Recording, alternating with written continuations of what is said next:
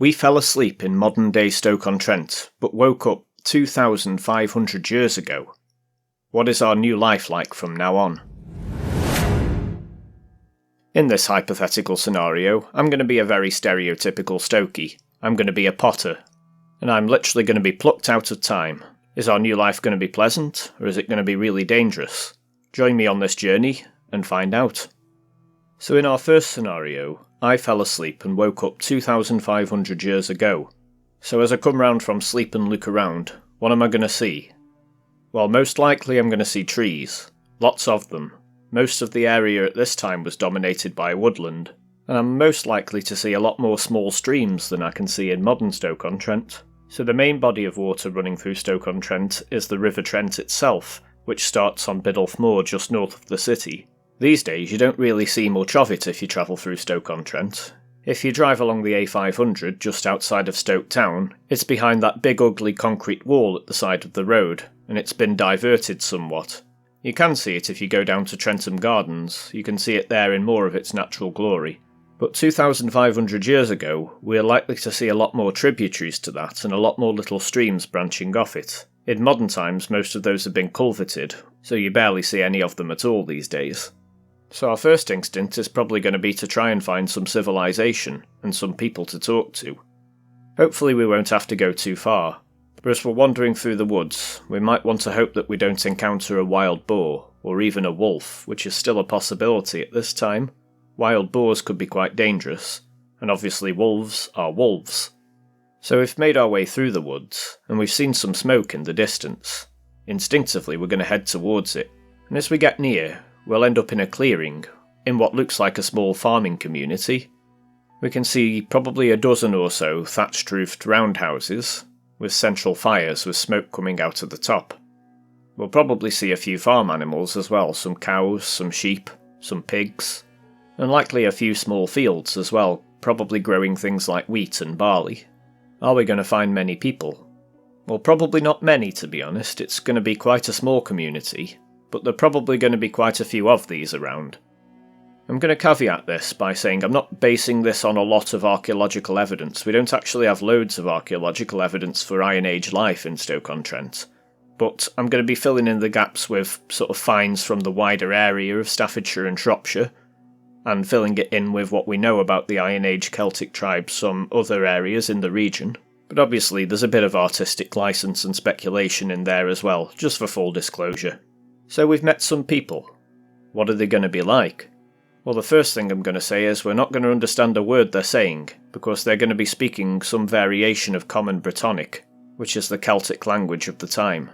If I was a Welsh speaker, I might stand a better chance of understanding them, as Welsh is descended from this language, but the common English language that we speak now is not, in any way. So communication is going to be an issue at this time. They're not even going to understand Upduck. So that's not going to do us any good.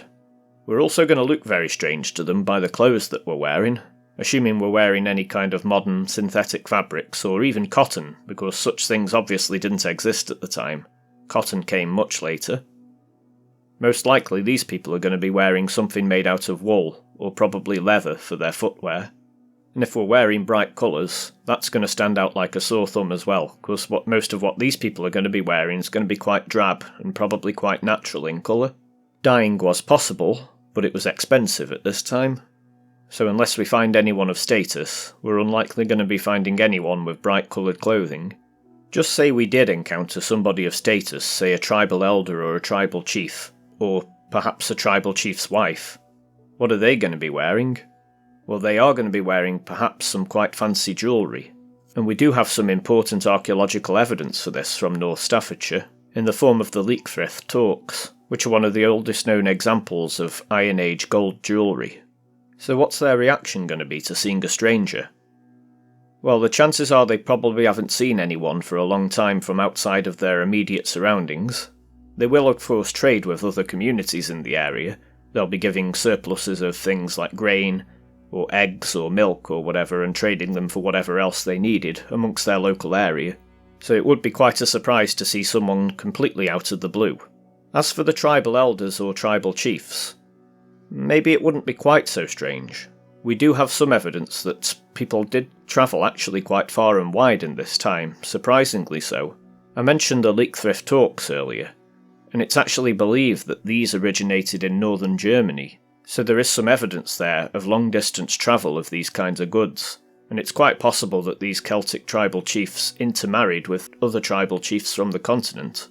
So it is entirely possible that they're used to seeing people from outside the area, and travelling further than you might expect.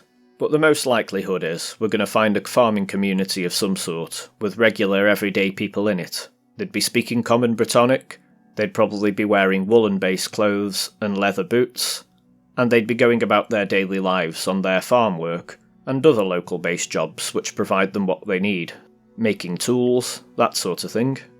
So say these people took to us, and we managed to ingratiate ourselves into their society.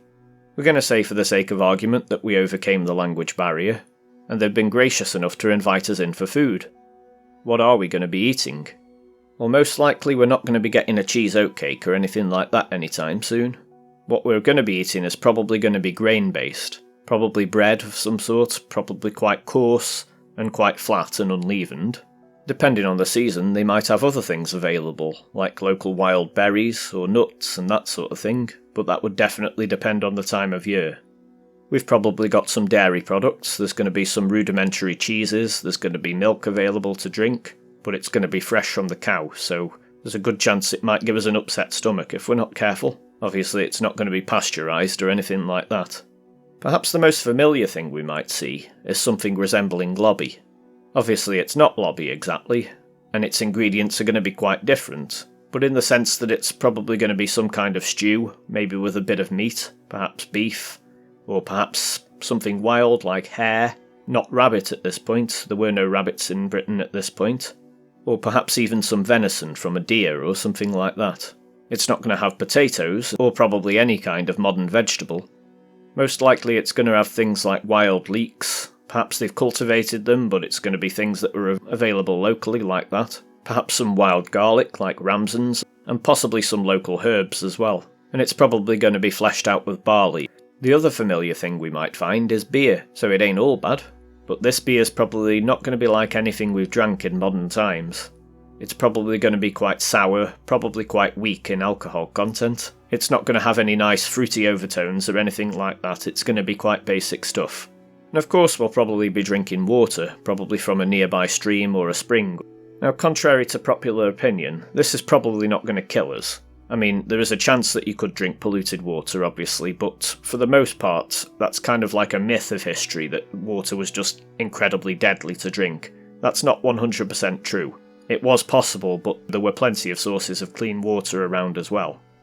Say hypothetically they really took to us, and we were introduced to the tribal chiefs and we were invited to dine with them. Would our meal likely to be any different? I'd imagine it would probably have more meat, and we might have other things from a bit more further afield. Our food might even be seasoned with exotic things like salt, which was really expensive at this time and mostly used for trading, but they might really push the boat out and put it on our food. In general, the food's still probably going to be quite bland. We're not going to have any sugar or anything like that, of course, and we're not going to have any exotic spices, and what we're likely to be drinking's probably not going to be much different either. There wasn't any wine at this time. We had no source of grapes, and we didn't have any ready access to that sort of thing.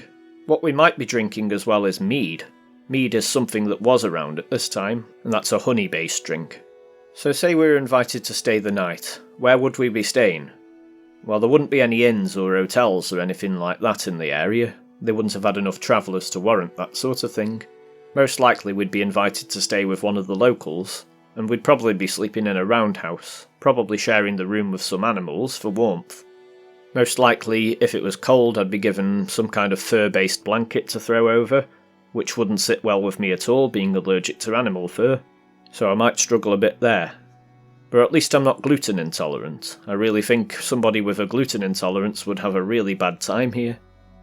So we've had a night's sleep and we've woken up. Obviously we've absolutely no idea what time it is, we have no concept of the time whatsoever, and we see that the sun has risen, so we know it's morning, and that's when all the activity in the village starts up.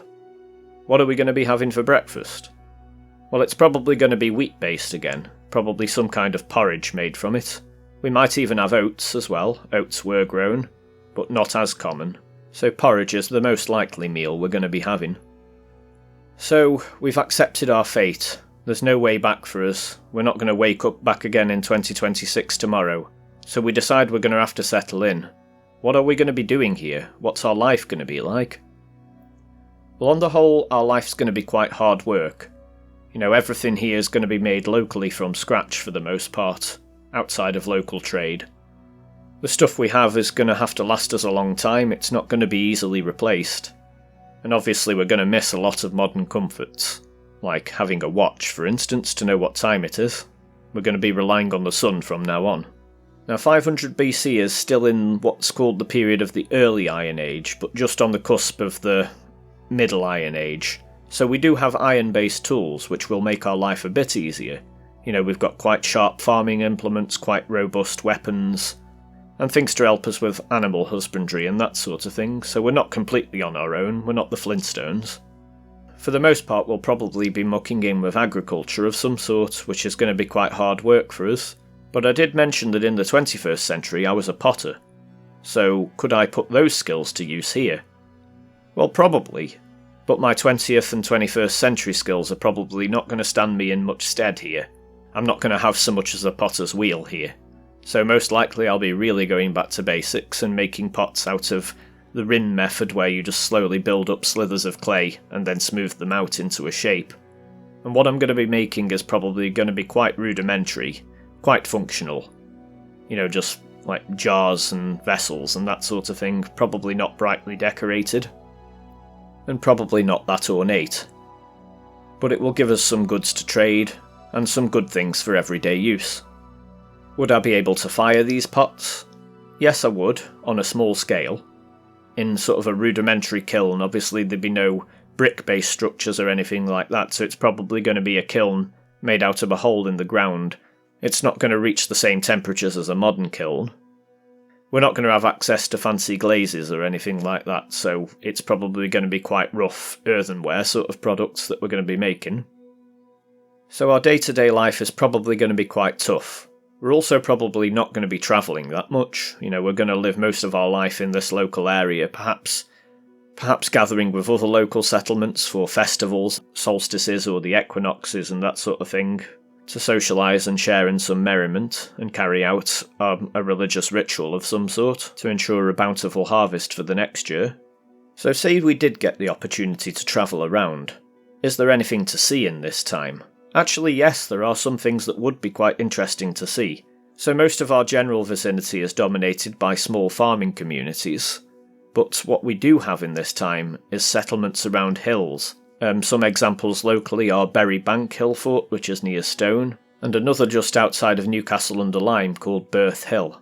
And these are going to be larger settlements with massive earthworks and some defensive structures around the top. Now there's a lot of debate about how permanently these were occupied, or whether they were just used in times of war, and nonetheless they're going to be quite impressive to look at. Now the local ones that I mentioned are not going to be anywhere near as impressive as if we travelled a bit further afield. If we carried on down south towards what is now Cannock, we'd come to Castle Ring, which is one of the most impressive hill forts in Staffordshire, very much still visible today. If we travelled west into Shropshire, what we would see in the distance is the Wrekin, which is a hill fort that would dominate the landscape, and still very much does to this day. Now back in the day this was the capital of the Cornovii tribe's lands, the Cornovii being the local Celtic people of the area, although don't expect them to answer to that name at this time, because that name was actually bestowed upon them by the Romans. We don't know what they were called at this time, and it would have been a very impressive structure to see in its heyday. So what dangers are we likely to face at this time? Is our day-to-day life going to be particularly dangerous? Well, in our little farming community, probably not so much. We're not going to be constantly at war. A lot of the wars that were going on at this time were intertribal, who would have had their own warriors. There might have been raids from time to time, but, it's not likely to be an everyday occurrence. For the most part, the dangers we're going to face are probably from the land and the climate. In an agrarian-based economy, we're obviously at the mercy of the elements somewhat, so if we had a bad harvest, it might be a difficult winter, and we might need to up our trade. And if everyone else's harvests failed as well in the local area, then it's going to be tough times. Disease is another thing. I mean, it wouldn't be the most sanitary of conditions, but we're also quite sparsely populated as well, so it's not going to be the kind of outbreaks of disease that we're going to see in much more crowded areas of later times. We're not going to have any modern physicians or any kind of modern medicine. So if we do get an infection, for example, from cutting ourselves on an iron object, then we're not going to have any antibiotics or anything like that to treat it, so that's a real danger at this time. As I mentioned earlier, there were wild animals as well, like wild boar, which could be quite dangerous, and wolves as well, although wolves are quite elusive and probably wouldn't venture too close to human settlements. So our day-to-day life is probably going to be quite peaceful for the most part. How long are we likely to live? Well, actually, at nearly 40 years old, I'd be considered quite old for this time. The life expectancy was not much more than that usually. But of course I had the advantage of having not lived such a hard life up to that point. And of course I benefit from having modern vaccinations and all that sort of thing, so there's a good chance I could live longer. Although my life is likely to be pretty unremarkable. What's that? It is anyway? Rude. Anyway, I think we should wrap it up there. So we're going to leave off in 500 BC, and we're going to be living here for a while. Where are we going to be going to next? Because I've got a funny feeling this time travel thing is just not going to stop. What do you think life would have been like in this period? Do you think you could have lived here? What do you think you would have been doing? Is there anything in this time that you'd particularly like to see or get involved in? I'd love to hear about it in the comments. Of course, don't forget to like this video if you enjoyed it, and don't forget to subscribe to the channel if you want to see where we're going to be time travelling to next. Take care folks, and I'll say thee again next time.